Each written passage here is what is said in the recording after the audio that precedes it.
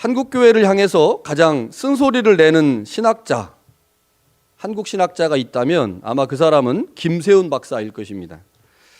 이 김세훈 박사님은 현재 미국의 플러 신학교의 신약학 교수로 재직하고 있는 한국 사람 중에 가장 바울을 잘 알고 있는 바울 전문가입니다. 그가 한국교회를 향해 쓴소리를 여러 번 했는데요. 이런 것들입니다. 한국교회는 삐뚤어진 칭의론부터 고쳐야 한다. 한국교회는 개독교라고 비난을 받아도 싸다. 현재 한국교회는 중세 가톨릭교회와 같다. 한국교회의 구원론은 구원파와 다르지 않다 등입니다. 어떻습니까? 만약 이걸 제가 했으면 좀 욕먹었을 것 같아요. 뭐 지가 뭘 한다고. 근데 바울에 대해서 가장 권위 있는 세계 모든 신학계에서 인정해 주는 이런 대가가 이런 말을 했기 때문에 이분이 도대체 이런 말을 왜 했을까? 한국교회가 어떤 문제점을 갖고 있기 때문에 이런 말을 했을까 한번 생각해 봐야 하는 거죠. 김세훈 박사님은 이제 가장 한국교회에서 문제를 삼고 있는 게 칭의론입니다. 그의 말에 의하면 바울의 칭의론, 즉 이신칭의는 종교개혁 후 개신교회를 지탱하는 가장 중요한 교리였지만 지금은 한국교회를 가장 부패하게 만든 중요한 원인이다라고 말합니다. 이유가 무엇일까요? 바울의 칭의론, 즉 이신칭의를 왜곡시켜서 가르쳤기 때문입니다. 칭의론은 바울의 구원론의 핵심 개념이기 때문에 칭의론에 대한 잘못된 이해는 곧 구원론 전체에 대한 잘못된 이해로 나타날 수밖에 없습니다. 그러니까 바울이 말하는 칭의론과 이신칭의를 잘못 이해하면 구원에 대한 잘못된 이해로 교회가 망가지게 되는 거죠. 김세훈 박사님은 이렇게 말합니다. 한국교회의 기독교인들은 사기를 치거나 탈세를 해도 예수를 믿기만 하면 구원을 받을 수 있다고 생각한다. 어떻습니까? 여러분도 그렇게 생각하시나요? 그러면서 한국교회의 왜곡된 칭의론이 잘못된 구원론을 가지고 왔다고 이 김세훈 박사님은 주장을 합니다. 한국교회의 잘못된 구원론을 단적으로 보여주는 것이 있다면 그것은 아마 예수천당 불신지옥이라고 하는 구호일 것입니다. 제가 고등학교 다닐 때까지만 해도 이 구호로 전도하는 사람들이 실제로 있었습니다. 저도 고등학교 때 전도를 좋아해서 전도교회를 했거든요. 전도교회를 했기 때문에 제가 전도하러 다니면 이렇게 하는 사람들이 실제로 있었습니다. 그 당시 한국교회에는요, 예수님을 믿으면 천국에 가고 예수님을 믿지 않으면 지옥에 간다라고 하는 아주 간단한 명제적 진술을 통해 기독교 구원론을 설명했습니다. 기독교 구원이 뭐냐? 예수 믿으면 천국 가고 안 믿으면 지옥 가는 거야. 이게 기독교 구원론이었던 거죠. 그러나 한국교회는 신앙과 삶이 서로 어떻게 연결되어 있는지는 가르치지 않았습니다. 그러니까 예수 믿고 천국 가고 안 믿으면 지옥 간다만 가르쳤지 그리스도인들의 신앙과 삶이 어떻게 연결되어 있는지를 안 가르친 겁니다. 믿음의 대상과 내용에 대한 구체적 가르침보다는 천국과 지옥이라고 하는 장소를 중심으로 복음과 구원론을 가르친 거예요. 여기에 문제가 있었습니다. 그리고 그곳에 들어가기 위한 몇몇의 노력이 필요하다고 말한 거죠. 이것이 소위 복음의 행위인 주일성수, 헌금생활, 전도 같은 것들입니다. 한국교회는 그에 따른 심각한 결과에 직면하고 말았습니다. 어떤 문제가 일어났느냐? 이단의 출현에 속수무책으로 무너지는 교회와 그리스도인들이 만들어진 겁니다.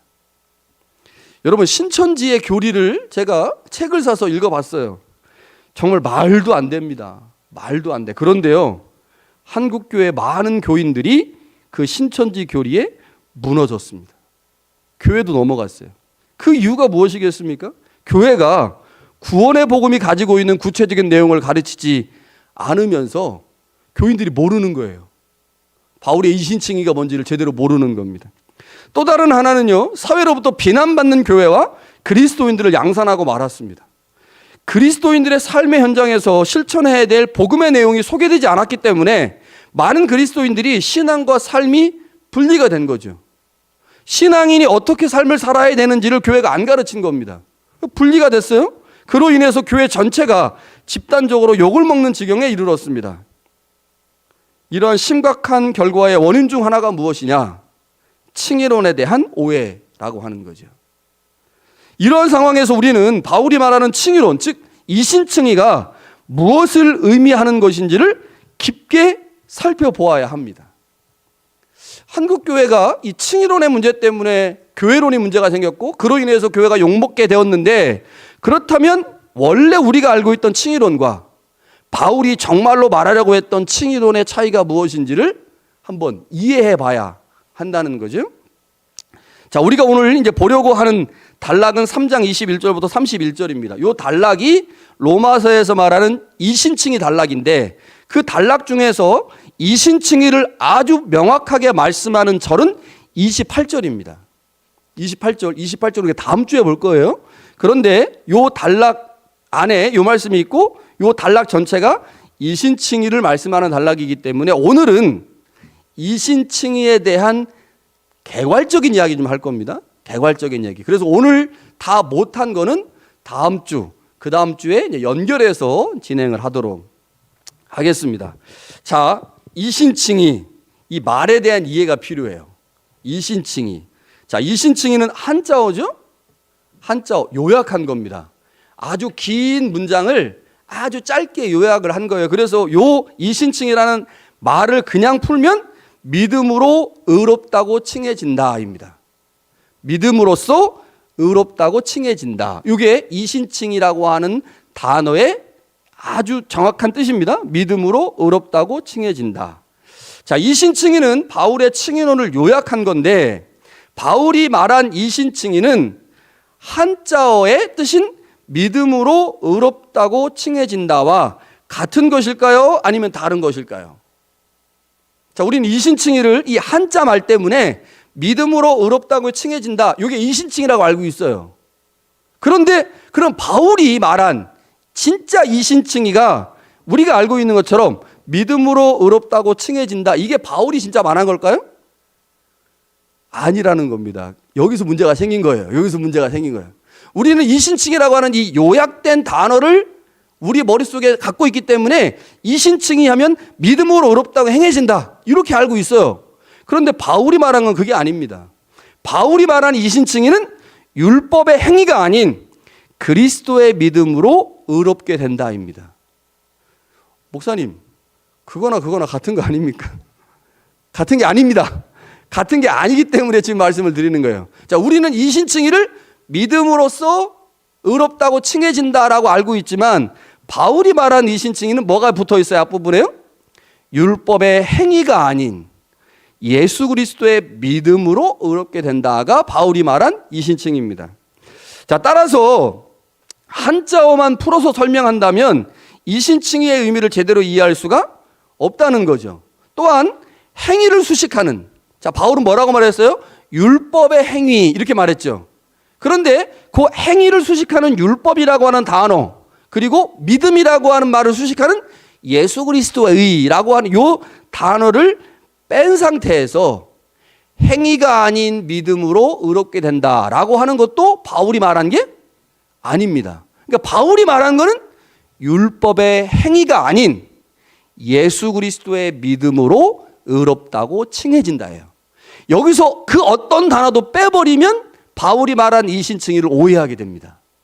그러니까 행위 앞에 있는 율법을 빼도 안 되고, 믿음 앞에 있는 그리스도를 빼도 안 되고, 앞에 거를 빼버리고 믿음으로 의롭게 된다라고 하는 것만 가지고도 안 된다는 거죠. 바울이 말한 이신칭의를 이해하려면 이 바울이 말한 이 풀 센텐스를 이해해야 돼요. 율법의 행위로가 아닌 예수 그리스도의 믿음으로 의롭게 된다. 바울이 도대체 이 말을 했는데 이게 뭐를 의미하는 건가? 그러니까 바울이 말한 이신칭의와 우리가 알고 있는 이신칭의가 다르다는 겁니다. 우리는 지금 요약된 형태의 이신칭의를 알고 있으면서 이신칭의가 뭡니까? 예, 믿음으로 의롭다고 칭해지는 겁니다 라고 말하는데, 그거는 한 30점짜리 대답입니다. 30점짜리. 100점짜리 대답은 아니죠. 자, 여러분, 우리 현실이 어떻습니까? 우리는 전통적으로 이신칭의 명제를 읽을 때 한자만을 가지고 읽는 경우가 있었어요. 그래서 굉장히 축약된 형태로 이신칭의를 읽어 온 거죠. 그래서 율법의라고 하는 수식어와 예수 그리스도의라고 하는 수식어를 뺀 상태에서 행위가 아닌 믿음으로 의롭게 된다라고 읽는 경우가 있었고요. 조금 더 나아가면 율법의라고 하는 말과 예수 그리스도의라고 하는 그 수식어 대신에 다른 말을 넣는 거예요. 어떻게 이해하는? 이렇게 이해하는 겁니다. 윤리적 행위가 아닌 교리적 믿음으로 의롭게 된다. 이렇게 읽는 사람도 있어요. 이거는 바울이 말한 거하고 완전히 다른 겁니다. 자, 그러니까 이 신칭의를 이해할 때 믿음으로 의롭다고 칭해진다도 땡입니다. 자, 그리고 행위가 아닌 믿음으로 의롭게 된다. 이것도 띡입니다. 거기다가 조금 더 수식해 가지고 윤리적 행위가 아닌 교리적 믿음으로 의롭게 된다도 삑입니다. 그러니까 바울이 말한 이 신칭의를 제대로 이해하려면 말 그대로 율법의 행위가 아닌 예수 그리스도의 믿음으로 의롭게 된다. 이 말 전체를 이해해야 하는 거죠. 자, 이 신칭에 대한 잘못된 이해가 한국교회 안에 기독교 신앙을 윤리와 분리시키는, 그래서 윤리가 실종된 기독교를 만들어냈습니다. 여러분, 그리스도인들 중에 윤리적으로 사는 사람들이 별로 없어요. 교회에서 신앙은 굉장히 좋은데 그 사람의 삶의 자리에 가보면 윤리적이지 않아요. 그러니까 왜 이렇게 됐느냐? 기독교가 구원론을 잘못 가르치면서 신앙과 삶의 문제를 연결시키지 못했다는 거죠. 삶이 신앙과 분리되어 있는데도 아무 문제를 안 삼는 겁니다. 교회에서만 신앙생활 잘하면. 한국교회 안에 기독교의 영향력이 상실되고 소위 개독교라고 하는 소리를 듣게 되는 가장 중요한 이유 중에 하나가 뭐냐? 윤리가 없는 종교가 돼버렸어요. 기독교인들. 윤리가 없는 기독교인들이 돼버린 거죠. 바울은 그리스도인의 윤리적 행위를 거부하지 않습니다. 바울이 거부하는 게 뭐예요? 율법의 행위를 거부하는 겁니다. 바울은 율법의 행위를 거부하는 거지 윤리적 행위를 거부하지 않아요. 윤리적 행위와 바울이 말하는 율법의 행위가 무슨 차이가 있습니까? 윤리적 행위는 뭐예요? 내가 그리스도를 믿고 그리스도의 사람이 된 이후에 선한 일을 하는 것, 그건 윤리적 행위입니다. 바울이 말하는 율법의 행위는 뭐예요?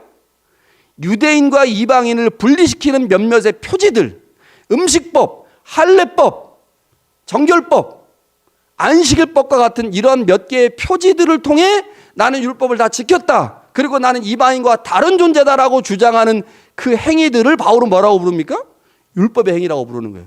그러니까 바울은 율법의 행위를 거부하고 있는 거지 결코 윤리적 행위를 거부하고 있는 게 아닙니다. 그런데 바울의 이 이신칭의에 대한 잘못된 이해로 말미암아 그리스도인들 안에 점차적으로 많은 사람들이 행위를 거부하게 됐어요. 왜냐? 행위로는 구원을 받을 수 없다라고 가르치니까.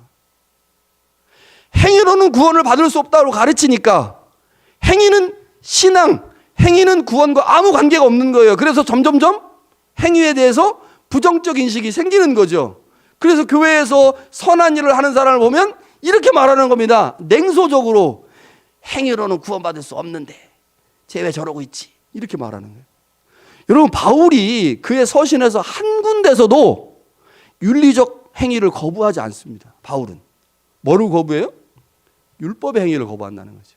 이거 오해가 생긴 거예요. 오해가. 그러면서 기독교가 이 구원론에 대한 잘못된 이해를 갖게 됐고, 그로 인해서 신앙과 행위가 분리된 그리스도인들이 우리도 모르는 사이에 만들어진 겁니다. 나도 모르는 사이에, 우리가 캐나다 살면 나도 모르는 사이에 캐나다화 되잖아요. 캐나다화. 제가 어제 이제 박석훈 집사가 오늘 한국 갔거든요. 새벽에. 이제 금요일 날 집에 왔어요. 집에 와서 밥 먹으라고 밥 같이 먹고 이런저런 얘기를 막 하다가 제가 그랬습니다. 나 요즘 한국 가는 사람들 하나도 안 부럽다고. 옛날에 한 몇 년 전까지만 해도 한국에 막 가고 싶었거든요. 가고 싶고 한국 가는 사람들 보면 부럽고 나도 한국 가고 싶다 이랬는데, 요즘은 한국 저희 교회 교인들 중에 한 지금 10명 정도가 한국 가셨어요. 근데 하나도 안 부러워요. 한국 가는 게. 안 불어. 진짜 하나도 안 불어요. 한국 가서 뭐 맛있는 거 먹었다고 뭐 여행도 하나도 안 불어. 그래서 제가 이제 그렇게 말했어요. 아, 오래 사신 분들이 한국에 안 나가는 이유가 이런 것 때문에 아닌가. 근데 제가 보니까 캐나다화 돼가고 있는 거예요. 그러니까 이민자가 돼가고 있다라고 하는 게 초기에는 한국 너무너무 가고 싶었는데 이게 점점 그 생각이 줄어드는 거죠. 그러면서 이 사회가 그냥 좋은 거죠. 이 사회가. 뭐예요? 아, 이제 캐나다 사람은 아니지만 캐나다 사람처럼 돼가고 있다. 이거 나도 모르는 사이에 있는 겁니다. 나도 모르는 사이에. 마찬가지예요. 잘못된 칭의론이 우리 안에 들어오잖아요? 그럼 나도 모르는 사이에 이상한 그리스도인이 돼가고 있는 거죠. 행위와 신앙을 분리시키는. 여러분, 지난 시간에 말씀드렸지만 율법의 행위는 할례, 음식법, 안식법 같은 것들입니다. 율법의 행위가 이스라엘 안에 중요한 신앙 행위로 자리를 잡은 시기는 헬라가 통치하던 시기예요. 따라서 구약 성서 안에서는 율법의 행위는 할례를 절대화하는 경향이 없어요. 그러니까 구약 성서가 쓰여질 당시에는 할례가 이스라엘 안에 율법을 지키는 중요한 행위가 아니었어요. 이게 중간기 때 만들어진 거거든. 근데 그 만들어진 그것이 바울이 선교할 당시에는 유대교 안에 있는 대부분의 사람들은 그렇게 생각했거든요. 할례를 율법의 가장 중요한 행위로. 그래서 그것을 절대화하려고 하는 경향이 있었고, 그것 때문에 그리스도의 복음을 받아들이는데 방해가 됐기 때문에 바울은 서신서를 쓰면서 율법의 행위를 거부하고 있습니다. 여러분, 이건 결코 윤리적 행위와 같은 게 아닙니다. 근데 이거를 지금 우리가 상당 부분 오해하면서 그리스도인들에게 이 행위가 매우 부정적인 것으로 인식되고 있다고 하는 거죠. 여러분, 지금까지 말씀드린 것처럼 이신칭의 가장 큰 문제는 뭐겠습니까? 우리가 전통적으로 알고 있는 이신칭의와 바울이 말하는 이신칭의가 서로 일치하지 않는다는 겁니다. 나는 분명히 교회에서 오랫동안 이신칭의를 배웠는데, 그래서 나는 이신칭의가 뭔지를 알고 있다고 생각을 하는데, 내가 알고 있는 이신칭의를 보니까 바울이 말한 것과 다르네. 요거예요. 바울이 말한 것과 다르다. 우리는 축약된 형태나 교리화된 형태의 이신칭의를 알고 있는데, 그것은 바울이 로마서나 갈라디아서에서 말하고 있는 이신칭의와 다르다는 겁니다. 요거를 이해하셔야 이신칭의를 이해할 수 있습니다. 자, 오늘 본문을 한번 잠깐 보겠습니다. 자, 21절에 바울이 이렇게 말을 해요. 이제는 율법 외에 하나님의 한 의가 나타났다. 자, 율법 외에. 자, 율법 외라고 하는 단어를 헬라어 원문에서 보니까요, 조금 더 다르게 번역하면 도움 없이, 상관없이 이렇게 되어 있습니다. 그래서 이 말을 다시 번역하면 율법과 상관없이, 율법의 도움 없이라는 뜻입니다. 그러니까 율법과 상관없이, 율법의 도움 없이 하나님의 한 의가 나타났다, 이렇게 말하죠. 자, 이 말 뜻은 곧 구약 시대에는 율법이 하나님의 의였구나라는 것을 우리가 알 수가 있는 거죠. 구약 시대에는 율법이 하나님의 의였습니다. 그런데 그 율법은 지킬 때 그 율법이 빛이 나거든요. 그래서 하나님께서 율법을 주시면서 이 율법을 지킴으로 너희와 나 사이에 맺은 언약에 대해서 너희의 신실함을 보여라. 그러면 내가 너희를 의롭다고 칭해주겠다. 이렇게 말씀하셨어요. 그러니까 이스라엘 사람들은 율법을 받았고 그 율법을 부지런히 지켜야 됩니다. 지켜야 돼. 그러면 우리가 지금 계속 말씀드렸지만 율법을 지킨다고 하는 것은 하나님의 말씀 전체를 지키는 거잖아요. 그런데 이스라엘 사람들이 어떻게 했어요? 전체를 지키지 않고 몇 개의 행위를 만들어 놓고 그 행위만 지키면 율법 전체를 지킨 것처럼, 뿐만 아니라 그 행위만 해내면 하나님으로부터 의를 받을 수 있는 것처럼 생각하고 주장하기 시작한 거죠. 그러다 보니까 율법은 그 기능을 다 하지 못하게 된 겁니다. 그래서 바울이 뭐라고 말했어요? 율법의 기능을요? 율법을 지킴으로 의로워지는 게 아니라 이제 율법은 너희들의 죄를 드러내는 도구일 뿐이다. 율법의 행위로 하나님 앞에 의로워질 수 있다고 말하는 그들을 향해 율법이 너는 죄인이야 라고 말한다는 거죠. 그러니까 바울이 지금 말하는 거예요. 옛날에는 율법을 지킴으로 너희가 하나님의 의를 얻을 수 있었지. 그러나 너희들의 선조들, 역사들을 쭉 보면서 이제 더 이상 율법으로는 하나님의 의를 얻을 수가 없고, 그 율법은 단지 너희들이 죄인이라는 사실, 너희가 율법을 지키지 않고 있다는 사실만을 드러내고 있다. 이게 지금 율법이 하고 있는 역할이고 기능이다라고 지난주에 말씀드렸죠. 이게 지금 바울이 얘기하고 있는 겁니다. 바울 당시 유대인들은요, 율법의 행위를 만들어내고 그것에 의존하면서 율법을 지키는 일에 완전히 실패했어요. 그래서 하나님과의 언약이 파기된 거죠. 여러분, 이게 굉장히 중요한 얘기예요. 하나님과 이스라엘 백성들이 언약을 맺었어요. 언약을 맺으면서 그 언약 관계가 유지되려면 하나님이 하나님으로서의 역할을 해야 됩니다. 백성은 백성으로서의 역할을 해야 돼요. 그게 뭘까요? 하나님이 이스라엘에게 주신 율법을 지키는 겁니다. 율법을 지키면 그 율법을 지킨 이스라엘로 말미암아 하나님의 의도 드러나고 이스라엘 백성들의 의도 드러나요. 그런데 이스라엘 백성들이 율법을 제대로 지키지 못함으로 말미암아 하나님과 이스라엘 사이의 언약이 파기됐죠. 파기됐기 때문에 유대인들에게 율법을 지키는 것은 더 이상 의미가 없습니다. 율법을 행함으로 의를 얻을 수도 없죠. 율법은 단지 그들의 죄를 깨닫게 하는 겁니다. 그런데 바로 그때, 모든 것이 절망적일 때 하나님께서 율법과 상관없는 또 다른 의를 얻을 수 있는 방법을 주셨습니다. 그게 뭘까요? 하나님의 아들 예수 그리스도입니다. 자, 구약에서 하나님이 주신 율법을 통해서 의를 얻는 방법이 뭐예요? 행하는 겁니다. 행하는 거. 율법을 실천하는 거. 그런데 이스라엘의 문제는 뭐였어요? 전체를 실천하라고 하지 않고 몇 개의 행위를 통해서 전체를 실천한 것처럼 하나님을 속이려고 한 거죠. 이게 문제였어요. 그래서 하나님께서 이제 새로운 의를 얻을 수 있는 방법으로 실천이라고 하는, 행함이라고 하는 방법을 제시하지 않고 다른 방법을 제시하셨어요. 그게 뭘까요? 믿음입니다. 믿음. 이제 하나님이 새롭게 주신 그 언약은 믿음을 통해서 그 언약을 이룰 수 있고, 그 믿음을 통해서 하나님으로부터 의를 얻을 수 있다. 그러니까 완전히 패러다임이 바뀐 거죠.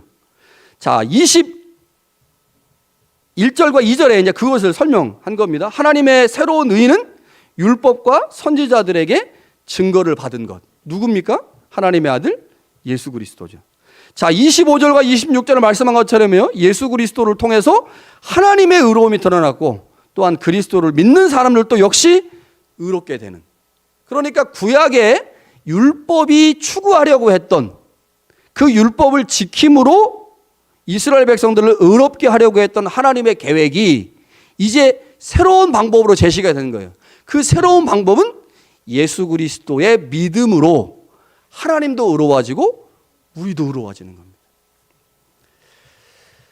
자, 두 개의 의를 간단하게 정리를 하면 이렇습니다. 구약 시대의 하나님의 의는 율법을 통해 드러났어요. 자, 하나님의 의, 이게 지금 설교의 시간은 한정되어 있는데 설명할 게 많아서 이 의라고 하는 단어를 다음 주에 설명하겠습니다. 의라고 하는 단어를, 하나님의 의가 뭔지. 자, 하나님의 의가 율법을 통해 드러났어요. 자, 율법을 통해 의를 얻는 방법은 뭐냐? 율법을 행하는 겁니다. 자, 율법을 행하면 하나님이 우리에게 너 의롭다라고 말해주는 거예요. 반면에 신약시대는 하나님이 율법과 상관없이 새로운 의를 주셨는데 그것은 하나님의 아들 예수 그리스도를 통해 드러났습니다. 그래서 예수 그리스도가 하나님의 의입니다. 그런데 그 예수 그리스도를 통해서 우리가 이제 의로워져야 되잖아요. 그런데 그 예수 그리스도가 어떤 방법으로 우리를 의롭게 했느냐? 믿음이라는 방법으로 우리를 의롭게 했다. 그래서 구약 시대에는 율법과 율법의 행위가 연결되어 있고, 신약 시대에는 예수 그리스도와 예수 그리스도의 믿음이 연결되어 있는 거죠. 자, 22절에 보니까요, 모든 믿는 자에게 미치는 하나님의 의는 차별이 없다. 24절에 하나님의 은혜로 값없이 의롭다 하시면 얻은 자 되었다. 26절에 예수 믿는 자들을 의롭게 하신다. 이렇게 얘기하고 있어요. 자, 이 신칭이 믿음으로써 의롭다고 여겨진다. 그 믿음으로써 의롭다고 여겨진다. 이 의롭다고 여겨진다는 말을 한자어로 말하면 칭의죠. 칭의. 자, 믿음으로 의롭게 된다. 그래서 이런 내용을 제가 지금 구약에는 율법과 율법의 행위가 있었고 예수 그리스도와 예수 그리스도의 믿음이 있는데, 자, 우리는 지금 이 후자만 강조해서 말한 거죠. 믿음으로써 의롭게 된다. 믿음으로써 의롭게 칭해진다. 이 후자를 가지고 이신칭이라고 얘기를 했어요. 그런데 이신칭의를 이해하려면 율법의 행위가 아닌 믿음으로써 의롭게 된다라고 하는 전체 문장을 가지고 얘기해야 되는데 이제 우리가 후자를 가지고 얘기를 한 거죠. 자, 칭의라고 하는 말이 사실 우리한테 의만큼이나 생소합니다. 칭의. 의롭다고 칭해진다. 의롭다고 칭해진다. 자, 설명이 좀 필요한데요. 칭의라고 하는 말은 기본적으로 두 가지 개념을 갖고 있습니다. 첫 번째는 헬라적 개념이에요. 왜냐하면 이 의라고 하는 단어가 헬라어로 쓰였잖아요. 그래서 헬라어에서는 의라고 하는 말을 어떻게 이해하냐면 법정에서 재판관이 죄인에게 너는 이제 죄가 없어 라고 할 때 요 의라는 말을 씁니다. 그래서 내가 칭의를 얻었다라고 하는 말은 기본적으로 법정에서 무죄 선언을 받은 거다라고 하는 거예요. 그래서 이거는 이제 우리식으로 해석을 하면 하나님이 예수 그리스도를 통하여 우리에게 너는 더 이상 이제 죄가 없는 의인이야. 요게 헬라어에서 말하는 칭의의 개념입니다. 자, 그런데 바울은 히브리 사람이잖아요. 성서는 헬라어로 기록되어 있지만 이 내용들은 모두 히브리적 사상을 포함하고 있어요. 그래서 히브리적 개념에서의 의도 중요한데 히브리적 개념에서의 의는 관계입니다. 관계. 이런 거예요. 자, 하나님이 우리에게 자, 윤현수 목사님에게 이제 하나님 얘기하는 거예요. 네가 예수를 믿으니 내가 너를 이제 의롭다고 할 거야. 너는 더 이상 죄인이 아니야라고 무죄 선언을 했어요. 자, 무죄 선언을 한 게 누굽니까? 하나님이죠? 그러면 윤 목사님은 이제 앞으로 어떻게 해야 돼요? 앞으로 나를 무죄 선언하신 하나님과 관계를 만들어 가야 됩니다. 그 관계를 만들어가는 그것을 히브리 개념으로 칭이라고 말합니다.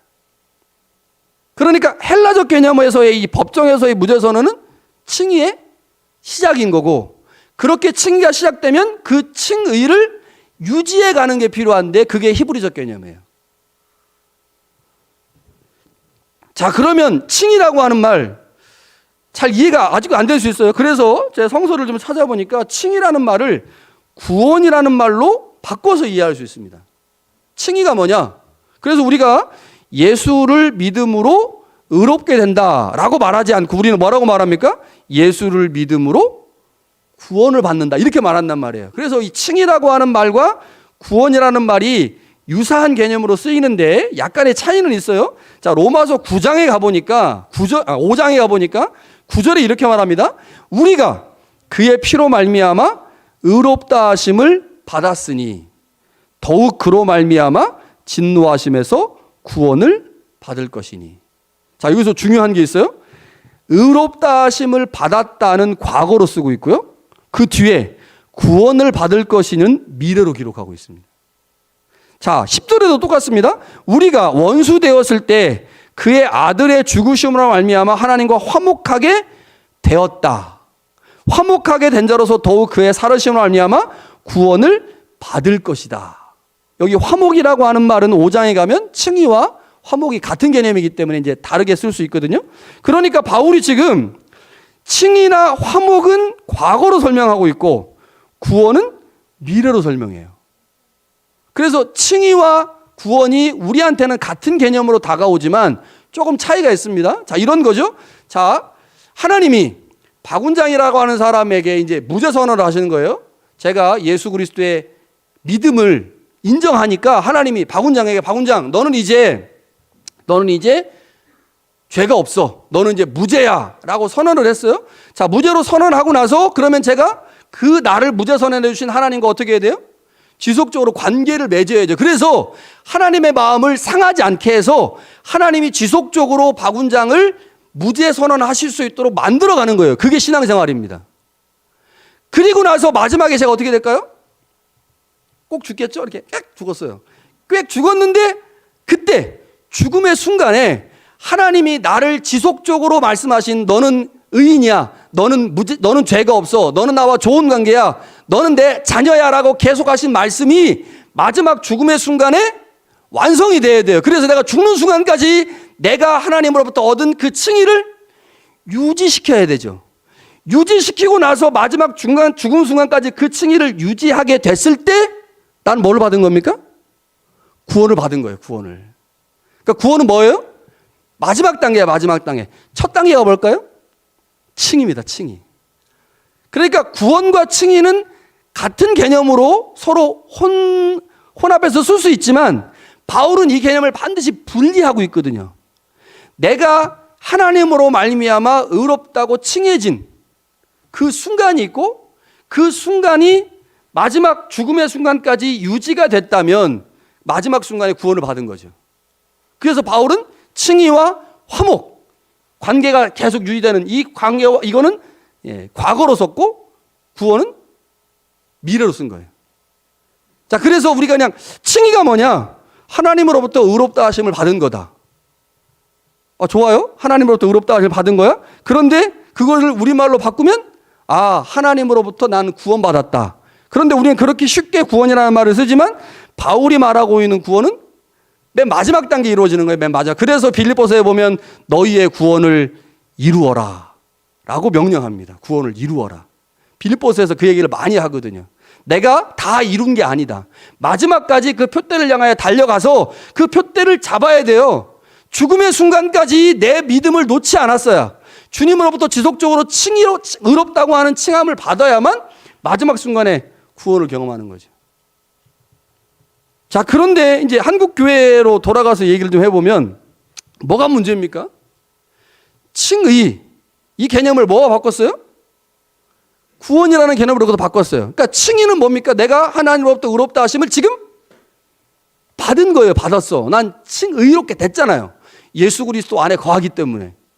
그런데 그 칭의를 받은 그 사람이 마지막 죽음의 순간까지 그 의를 유지해야 되거든요. 하나님과 좋은 관계를 계속 유지해야 돼요. 그래야 마지막 순간에 하나님으로부터 완전한 구원을 받는 거거든요. 그러면 그 안에 뭐 해야 돼? 계속 하나님의 말씀에 순종함으로 윤리적 실천을 해야 되고 교회를 위해서 기도하고 신앙생활을 해야 되는 거죠. 그런데 한국 교회는 칭의를 어떤 개념으로 바꿨어요?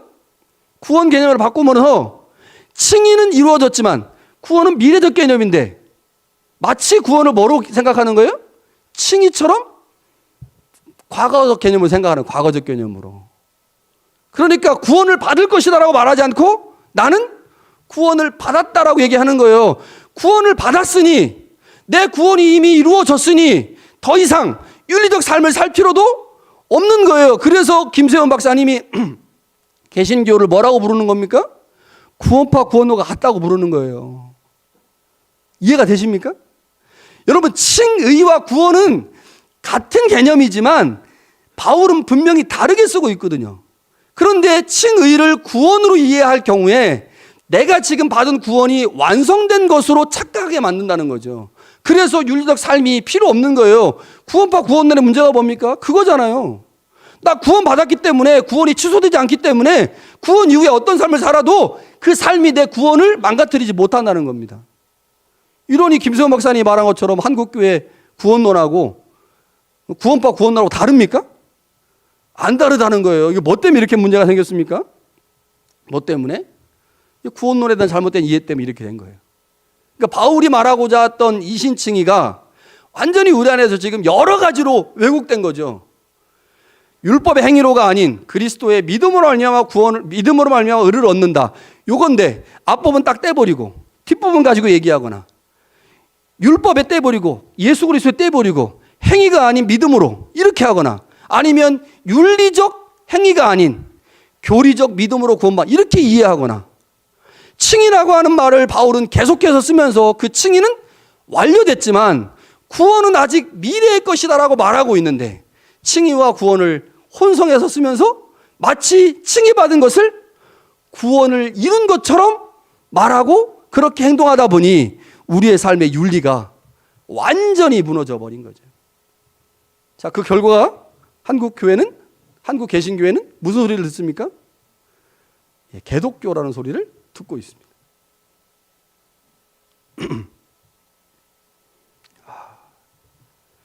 지금 해야 될 설교가 반절이나 남았는데 힘드네요. 오늘 설교 제목이 그리스도의 신실함이라 이 그리스도의 신실함 설명을 해야 되는데 자,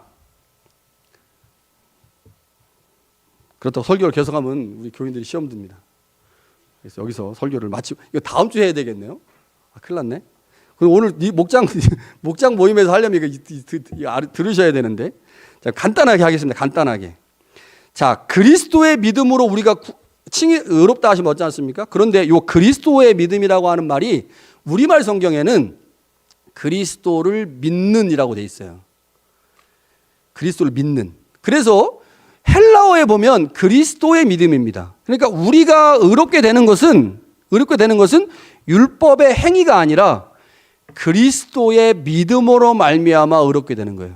그럼 거기서 말하는 그 믿음의 주체가 누굴까요? 그리스도예요. 말 그대로. 그리스도의 믿음. 근데 이 믿음이라는 말을 신약성서와 구약성서 전체에서 찾아보니까 어떻게 번역하면 제일 좋냐? 신실함으로 번역하는 게 제일 좋아요. 왜냐하면 이 믿음이라고 하는 것은 언약 관계에서 나온 말이거든요. 언약 관계. 그러니까 제가 윤 목사님하고 언약 관계를 맺는다고 치면, 자, 윤 목사님, 내가 앞으로 윤 목사님한테 이렇게 해줄 거니까 윤 목사님이 나한테 이렇게 해야 돼 라고 어떤 계약을 맺잖아요. 그러면 내가 윤 목사님이 모두 그 계약에 신실하려면 그 계약에 넣어 있는 내용들을 지켜야 되는 거죠. 그러면 그 계약 내용을 지키면 나는 윤 목사님한테 신실한 거고 윤 목사님은 나한테 신실한 거예요. 그 계약을 믿는 것, 그 계약에 대한 믿음, 그거를 믿음이라고 불렀어요. 자, 그러니까, 자, 시간이 없으니까 막 정신이 없어서 지금 요약해서 해야 되니까.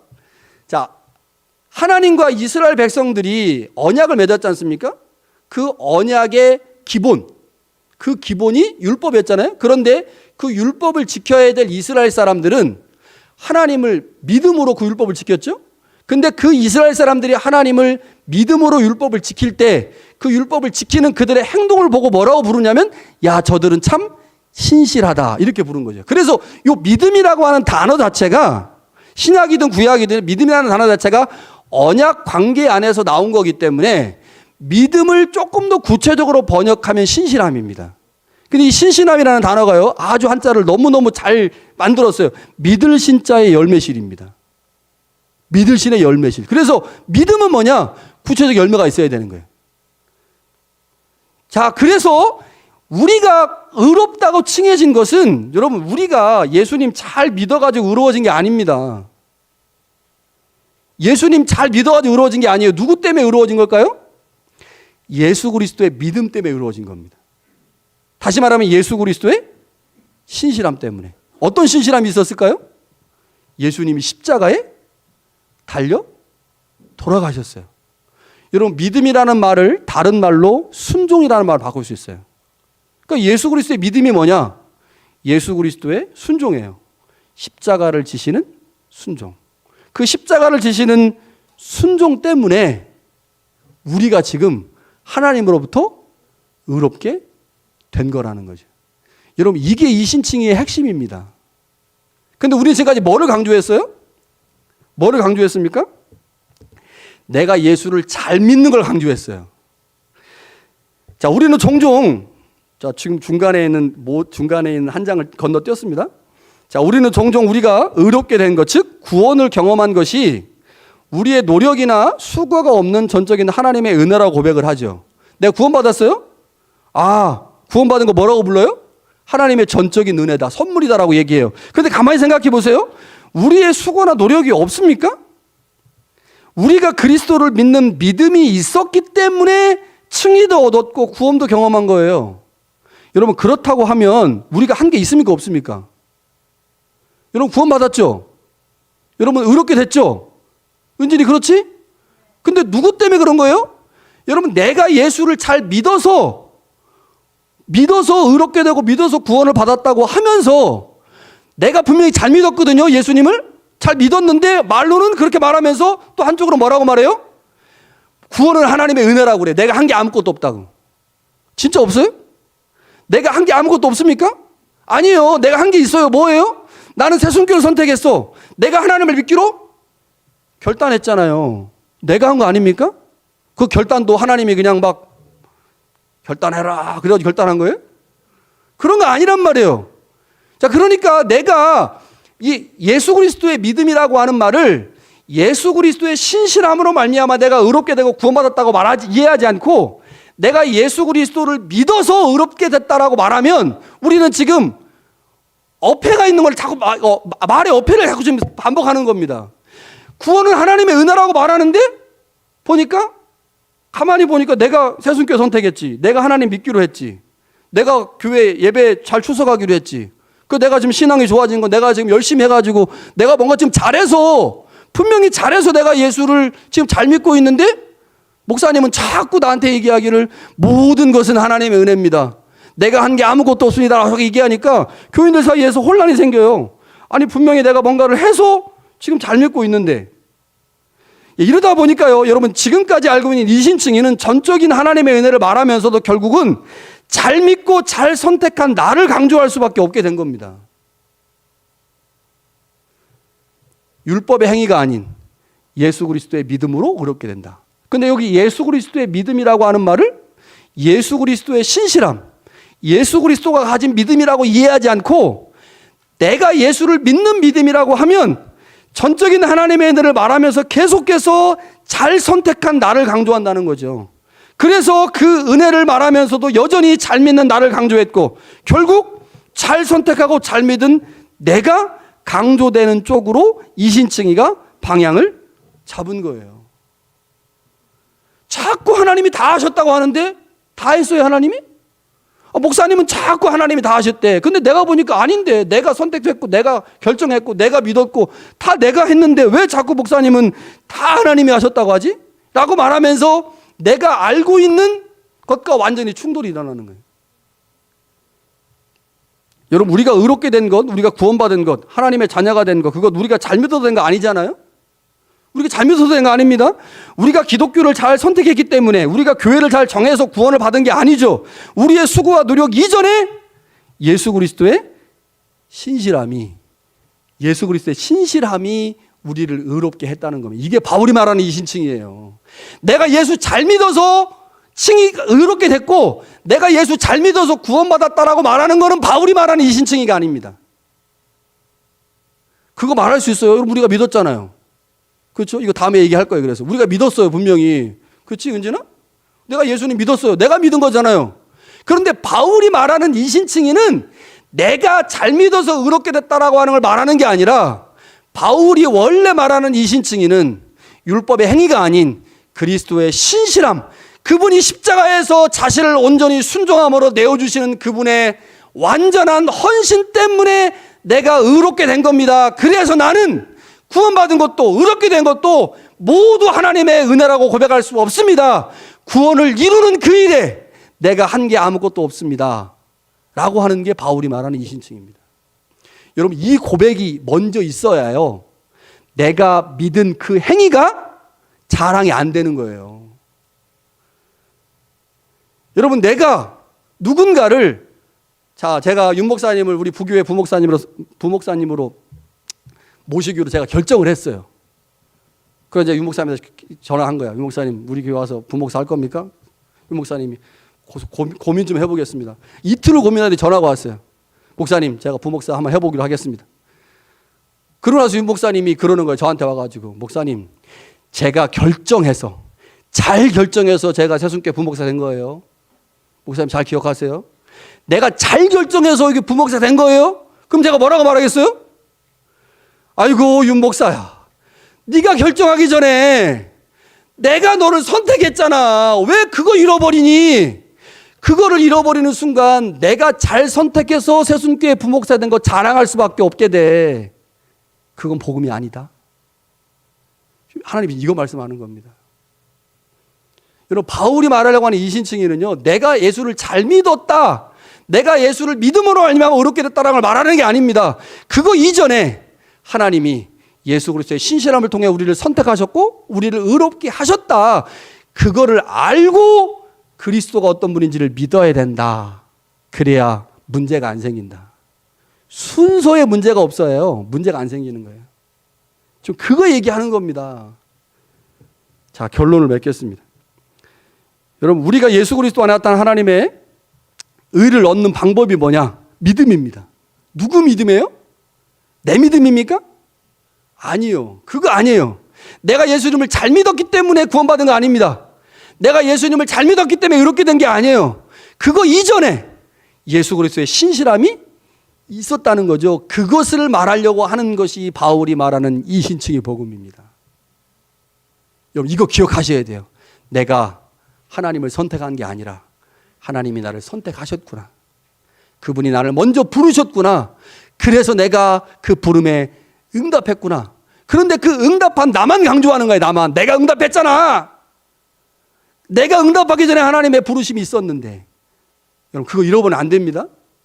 예, 죄송합니다. 오늘 제가 설교를 너무 많이 준비해가지고. 항상 그래요. 목사가 설교를 조금만 준비해야 되는데 많이 준비하면 막 양이 많아가지고 막 헤매고. 다음 주에는 잘하겠습니다.